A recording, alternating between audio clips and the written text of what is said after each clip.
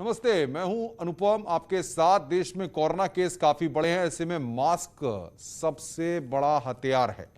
हम आपसे बार बार ये अपील करते हैं कि आप मास्क पहनिए। इसको लेकर न्यूज 18 ने एक मुहिम भी शुरू की है, /मास्क पहनो इंडिया।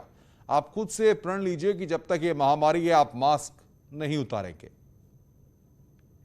बुलेटिन की शुरुआत करेंगे आज की 4 बड़ी खबरों से। आज सीएम योगी आदित्यनाथ पीएम आवास योजना ग्रामीण का लोकार्पण करेंगे। इस मौके पर 5,51,000 लोगों के अपने घर का सपना साकार होगा। योजना के लाभार्थियों से सीएम योगी संवाद भी करेंगे। वहीं अलीगढ़ के अतरौली में आज पूर्व सीएम कल्याण सिंह की 13वीं पर केएमवी इंटर कॉलेज में बड़ा आयोजन किया गया है। कार्यक्रम में सीएम योगी समेत कई बड़े नेता शामिल होंगे। और यूपी में आज से 5वीं तक के स्कूल खुल गए हैं। 2 शिफ्ट में 3-3 घंटे क्लास चलेगी। कोविड प्रोटोकॉल का सख्ती से पालन किया जा रहा है। वहीं उत्तर प्रदेश के कई जिलों में बाढ़ का प्रकोप जारी है। पहाड़ में बारिश और नेपाल से छोड़े गए पानी की वजह से गोरखपुर के आसपास के जिलों में पानी का प्रकोप देखा जा रहा है। गोरखपुर में तो 150 से ज्यादा स्कूलों में पानी भर गया है। बलरामपुर, सिद्धार्थनगर और गोंडा में भी लोग बाढ़ से बेहाल हैं।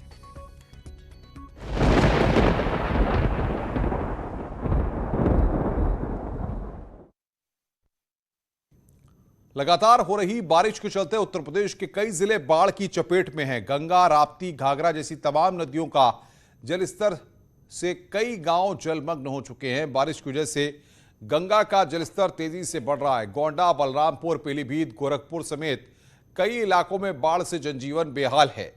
आप 3 तस्वीरें इस वक्त देख रहे हैं। गोरखपुर, गोंडा और बलरामपुर की ये तस्वीरें आपकी स्क्रीन पर। उफान पर गंगा, शारदा और घाघरा नदी। कई जिलों में बाढ़ से हाल बेहाल है। गोरखपुर में राप्ती का रौद्र रूप यहां पर देखने को मिला है। उफान पर नदियां हैं और जिसके चलते जलमग्न हो गई है जिंदगी। कई जिलों में बाढ़ से हाल बेहाल बना हुआ है। पहाड़ों पर बारिश और नेपाल के बैराजों से हुए वाटर रिचार्ज के बाद गोंडा के लाखों लोगों की परेशानियां बढ़ी हुई हैं। घाघरा नदी का जलस्तर लगातार खतरे के निशान से ऊपर है।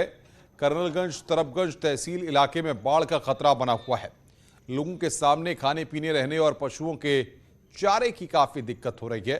तटबंधों पर कटान का खतरा और नदी के तलहटी इलाकों में बाढ़ का खतरा बना हुआ है।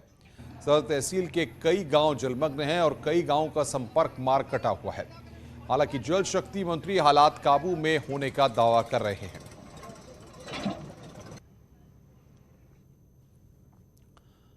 उधर पीलीभीत में शारदा नदी का जलस्तर बढ़ने से भारी तबाही हो रही है। शारदा नदी ने पूरनपुर तहसील क्षेत्र के तलहटी में काफी तबाही मचाई है। यहां दर्जनों गांव में बाढ़ जैसे हालात हैं। कटान के चलते कई गांव में पानी घुस गया है और घर नदी में समाने की कगार पर है। खेतों में लगातार पानी भरने से फसलें खराब हो रही हैं। इससे किसानों की बेचैनी बढ़ गई है। किसानों का कहना है कि अफसर और नेता यहां आते हैं और आश्वासन देकर चले जाते हैं, लेकिन समस्या का समाधान नहीं करते। 90 से कट रहा है, पूरा इलाका ऐसे हो गया। हमेशा ऐसे आश्वासन देते हैं, बड़े अधिकारी भी आते हैं। जिस दिन बहुत बड़ा अधिकारी साल में एक बार आएगा, उस दिन यहाँ पे 200-300 आदमी लग जाएंगे। उसके बाद फिर काम बंद। इसलिए राणा प्रताप नगर का पूरा ज़मीनें कट गई कई सालों से। पूरा इलाका नरोसा ये सब बर्बाद हो गया सब। अब इधर 3-4 गाँव, हमारा गाँव भी खतरे में बहुत है। और बातचीत करने के लिए गोरखपुर से रामगोपाल द्विवेदी और गोंडा से देवमणि त्रिपाठी हमारे साथ जुड़ रहे हैं। रामगोपाल, बताइए फिलहाल क्या स्थिति है? प्रशासन किस तरीके से लोगों की मदद कर रहा है और किस तरीके से एहतियातन इंतजामात किए गए हैं?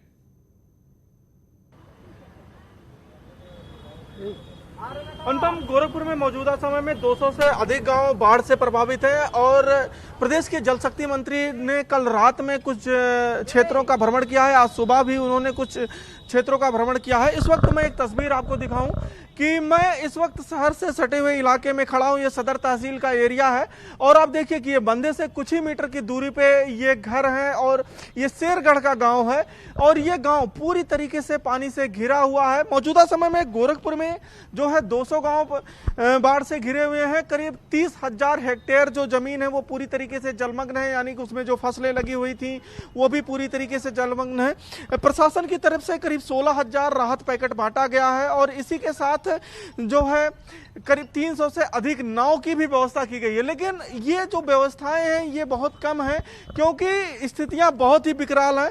अब एक तस्वीर और मैं आपको दिखाऊं। मैं इस वक्त एक बंधे पे खड़ा हूं। ये गांव वाले चूंकि चारों तरफ जब पानी से घिर गया तो अब घरों से बाहर निकल आए हैं और बंधे पे शरण लिए। देखिए कि किस तरीके से एक महिला अपने घर में जाने के लिए, गांव में जाने के लिए जिस नाव का सहारा ले रही है, वो नाव भी उसमें छेद है, इस कारण उसमें से पानी निकालने की कोशिश की जा रही है। यानी कि यहाँ पे जो ग्रामीण अपने स्तर से व्यवस्था किए हुए हैं, उनके लिए जो है किस तरीके से ये कठिन स्थितियां हैं, इससे तस्वीरों में समझी जा सकती है।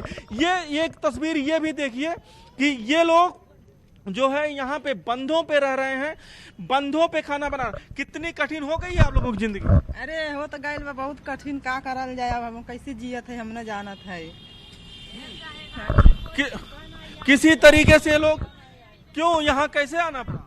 यहाँ पर बाढ़, घर में पानी घुस गया है, इसलिए हम लोग को यहाँ बनने पे आना पड़ा है। जिस दिन से आए उस दिन से आते सरकार ने कभी खाने की व्यवस्था नहीं की, पानी की व्यवस्था नहीं की। पानी की समस्या है। हाँ, ये छोटे छोटे बच्चे हैं, देखिए ये अपने घरों को छोड़कर यहाँ पे आ गए हैं और इसी बंधे पे रह रहे हैं। ये लोग अपने साथ जो है सिर्फ परिवार ही नहीं, अपने जानवरों को भी ले आए हैं और इसी बंधे पे अनुपम खुद तो रह रहे हैं, साथ ही जानवरों को भी रखे हुए हैं। जी बिल्कुल रामगोपाल, आप बने रहिए हमारे साथ। देवमणि त्रिपाठी गोंडा से भी हमारे साथ जुड़ रहे हैं। देवमणि, अगर गोंडा के आसपास की बेल्ट की बात की जाए, तराई के इलाकों की बात की जाए, तो क्या तस्वीर वहां पर आप देख रहे हैं और क्या लोगों तक मदद पहुंच पा रही है? देखिए, बात करें अगर गोंडा और आसपास के इलाकों की, तो यहाँ पर घाघरा नदी, राप्ती नदी और जो उसकी सहायक नदियां हैं उन्होंने रौद्र रूप धारण कर लिया है। गोंडा, बहराइच, पीलीभीत, श्रावस्ती और बलरामपुर या आसपास का जो अयोध्या का इलाका है, वहाँ पर घाघरा और राप्ती नदी, सरयू नदी, इनका जो खतरे के निशान से ये काफ़ी ऊपर बह रही हैं। गोंडा की बात करें तो लगातार ये 30 सेंटीमीटर, 27 सेंटीमीटर और यहाँ तक कि एक दिन 40 सेंटीमीटर लगभग ये खतरे के निशान से ऊपर बह रही थी। ऐसे में जो नदी का तलहटी इलाका है वो तो प्रभावित है ही अनुपम। यहाँ पर जो तहसील का और जो तहसील सदर का जो आसपास का जो मैदानी इलाका है, उसको लेकर भी वहां पर भी जो हजारों लोग हैं उनका आवागमन कट गया है, रास्ता कट गया है। लोगों के सामने खाने पीने, रहने की, यहाँ तक कि सबसे जो खास बात है वो पशुओं के चारे की दिक्कत है। लोग तो घरों में किसी तरह से अपने तरीके से कर ले रहे हैं, लेकिन पशुओं को चारे की दिक्कत है, उनको रहने की दिक्कत है। और लगातार प्रशासन जो बात कर रहा है वो नावें चलाने की बात कर रहा है, पशुओं को मुहैया कराने की बात कर रहा है। कल यहाँ पर जल शक्ति मंत्री का भी दौरा था, उन्होंने 5 जिलों का दौरा किया था, जिसमें उन्होंने ऑल इज वेल बताया। लेकिन यहाँ पर जो धरातल पर जो स्थिति है, जिला प्रशासन प्रयास तो कर रहा है लगातार। बिल्कुल देवमणि और रामगोपाल, आप आगे भी नजर बना के रखिए, हम आपसे अपडेट लेते रहेंगे। तो क्या स्थिति है ये ग्राउंड जीरो पर, ये हमारे संवाददाताओं ने बताने की कोशिश की है कि किस तरीके से लोगों को दिक्कतों का सामना करना पड़ रहा है। चारों तरफ सिर्फ पानी ही पानी नजर आ रहा है।